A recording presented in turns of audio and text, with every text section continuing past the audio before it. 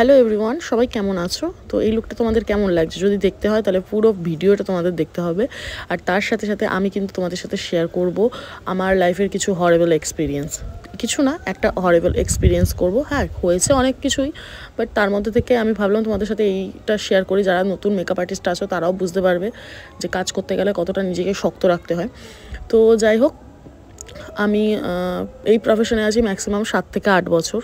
প্রফেশনের প্রথম দিকে যখন আমি কাজ করি তখন কিন্তু আমি মানুষকে বলতে পারতাম না যে আপনারা ঘরে ঢুকবেন না, বা আমি নিজে হয়তো দরজা বন্ধটা করে দিতে পারতাম না, কারণ ভাবতাম যে ক্লায়েন্ট হয়তো খারাপ ভাবতে পারে। কিন্তু এখন ভাবি যে না, আমার কাজটা করতে গেলে আমাকে ঠিক মতন করে নিজেকে শক্ত করে কাজ করতে হবে। তো আমার সঙ্গে ইনসিডেন্ট এরকম হয়েছিল, আমি একটা জায়গায় কাজে গিয়েছিলাম।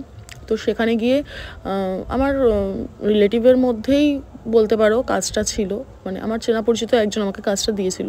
তো সেখানে গিয়ে আমাকে কাজ করতে করতে অনেক কিছু কুটু কথা শুনতে হয়েছিল, যেটা অ্যাজ এ মেকআপ আর্টিস্ট আমার একদমই ভালো লাগেনি সেই সময়। সবাই মেকআপের সাথে ইউজ টু নাই হতে পারে, তার জন্য কিন্তু এইভাবে বলা উচিত না ব্রাইডকে। স্পেশালি তোমার মুখে চন্দন ঘষে দিয়েছে, তোমার মুখ হলুদ করে দিয়েছে, তোমার মুখে কাদা মাখিয়ে দিয়েছে, তো এরকম অনেক বাজে বাজে কথা স্পেশালি যত কাকিমাজরা ছিল তারা বলেছে।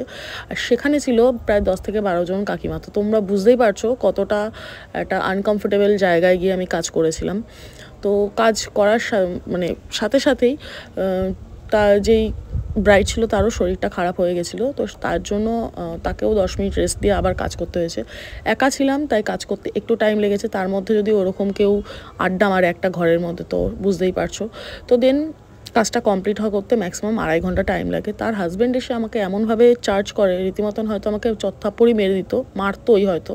সেই জায়গায় মারতে পারিনি, কারণ একটু নিজেদের মধ্যে হয়ে গেছিলো বা একটু বন্ধুবান্ধবের মধ্যে হয়ে গেছিলো, তার জন্য। তো এই এক্সপিরিয়েন্সটা আমি লাইফের কোনো দিন ভুলবো না। উনি রীতিমতন একটা মেয়েকে যেভাবে হেনস্থা করা যায় করেছিলেন, মুখ দিয়ে, সবসময় হাত পা দিয়ে মারলেই হয় না। তো আজকের লুকটা এখানেই কমপ্লিট করছি। কেমন লাগলো কমেন্ট করে জানিও, আর তোমাদের সাথে কি এরকম এক্সপিরিয়েন্স হয়েছে সেটাও কমেন্ট করে জানিও।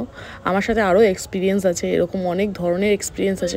আজকে সিম্পল অ্যান্ড সোভার একটা লুক, কেমন লাগলো অবশ্যই কমেন্ট করে জানিও। ভালো লাগলে অবশ্যই লাইক শেয়ার সাবস্ক্রাইব করে দিও।